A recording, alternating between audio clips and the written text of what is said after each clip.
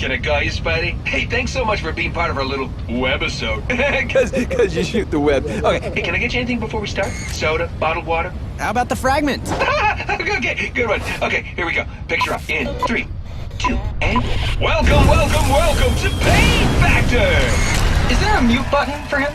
Don't worry, Spidey, there'll be plenty of time to deal with all of Wade's crazy antics later. But regardless, welcome back, true believers and all you Merry Marvelites out there, to another very exciting video relating to not only Marvel games as a whole, but specifically, we do have some very intriguing news that has occurred lately for Marvel games, which does focus on the majority of massively beloved Marvel games titles that were previously published by Activision. And if you've been following all the news that I've been covering on my channel throughout these past few months, then you would be well aware that this is technically not the first time that we've heard about the potential return of all these Activision Marvel projects. Well, given this most recent update, it now seems like that this Activision Marvel games revival may be even more likely. So if you're excited to fully swing into all this Marvel games news with me, then definitely be sure to thwip that like button and subscribe to the channel for even more Marvel games videos like this down the line. We do have a brand new article from GameRant.com, which does a great job of fully breaking down the entire context of this news, as well as thoroughly analyze exactly what's been going on with both Marvel and Activision in regards to all these games. Because officially as of yesterday at the time of this recording, is that Deadpool and other delisted games get mysterious updates on Steam, where multiple delisted Activision published licensed titles have recently been updated on Steam,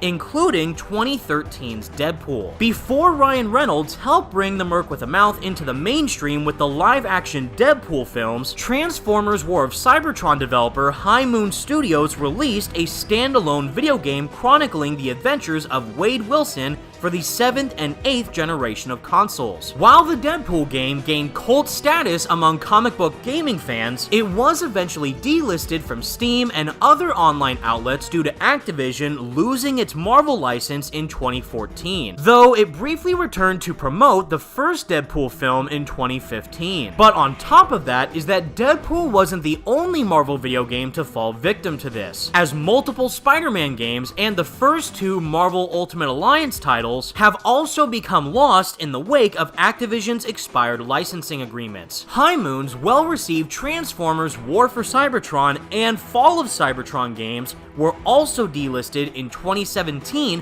alongside Platinum Games' Transformers Devastation, meaning that the only way for anyone to legally play these licensed titles is to have a rare physical copy on hand, which luckily enough for me is that I actually do own physical copies of not only the Deadpool game from High Moon Studios, but both War for Cybertron and Fall of Cybertron, which in my opinion are hands down the best Transformers games ever made. But this now brings us to the heart of the matter, where taking all that background context into consideration is that the Deadpool game hasn't been available to purchase on Steam for about 7 years at this time. But Twitter user Nobel recently noted that the game's Steam database page was updated last week alongside 6 other discontinued Activision titles. The other games to receive this mysterious update are Transformers War for Cybertron, Transformers Fall of Cybertron, Transformers Devastation, the first 2 Marvel Ultimate Alliance games, and 2010 Spider-Man Shattered Dimensions. The update in question is listed as Added Store Screenshot, which seems to imply that screenshots were added or changed for each page. And while the article doesn't mention this directly, is that I also checked the Steam database for myself, alongside those previously 6 mentioned titles, is that 2 other major Marvel games were updated as well, that of which being both of the movie tie-in games for the Amazing Spider-Man. Now this would certainly be a strange update to give, since the games in question are all delisted, and nobody will be able to access the pages to see the added screenshots. Hence, some players are taking this as a sign that Activision could be looking to bring back these lost licensed games through Microsoft, as it has implied in the past with the Transformers games. Meanwhile, the Deadpool game was recently brought back into the spotlight following Deadpool and Wolverine, with physical copies being offered up for nearly $50,000. Now, on the one hand, it is very important to take all this with a grain of salt, just in case Activision decides to not revive any of these beloved games, especially considering that the entire Steam database as a whole pretty much updates on a daily basis. But if we are to look at this entire situation glass half full, then this might be a tease of what's to come in the future. As a comparison, PlayStation is obviously killing it on the Marvel side of things, considering their massively successful first-party partnership with Marvel and Insomniac with the releases of the incredibly popular Marvel Spider-Man games, as well as the upcoming release of Marvel's Wolverine, which is initially going to be releasing as a PS5 exclusive. So seeing that Marvel and PlayStation are heavily raking in all this gaming dough, it obviously would make sense that Microsoft would want a piece of the pie. And given all the major mainstream popularity that all these beloved IPs currently have, primarily with the recent release of the Deadpool and Wolverine film officially reaching over $1 billion in the box office, and even the recent release of Transformers 1, which has easily been nothing but praised amongst the Transformers fanbase. And to put things rather bluntly, is that everyone over at Microsoft, Activision, Hasbro, and especially Marvel would pretty much be giving up on free money if they were to not bring these games back. Because who knows, if we're lucky and all these games do end up re-releasing, this may also signal other beloved games to potentially return down the line, mainly in the cases of the X-Men Origins Wolverine game, Incredible Hulk Ultimate Destruction, Ultimate Spider-Man, and of course, my personal favorite was Spider-Man Web of Shadows. However, we're just gonna have to wait and see as to how exactly all this will play out. But I, for one, will make sure to keep my fingers crossed. And with all that said, everybody, that's the video I have for all you today, and please let me know all your thoughts in the comments section down below. On a scale of 1 to 10, how likely do you think that this Activision games revival will end up happening? And if you were able to choose only one Activision game in particular, like that of War for Cybertron, Marvel Ultimate Alliance, or Spider-Man Shattered Dimensions, which game would you choose and why? Let me know what you think. Be sure to leave a like on the video and subscribe to the channel if you did enjoy, and for more Marvel games videos like this in the future. Thank you all so much for watching, stay merry Marvelites, and until next time, peace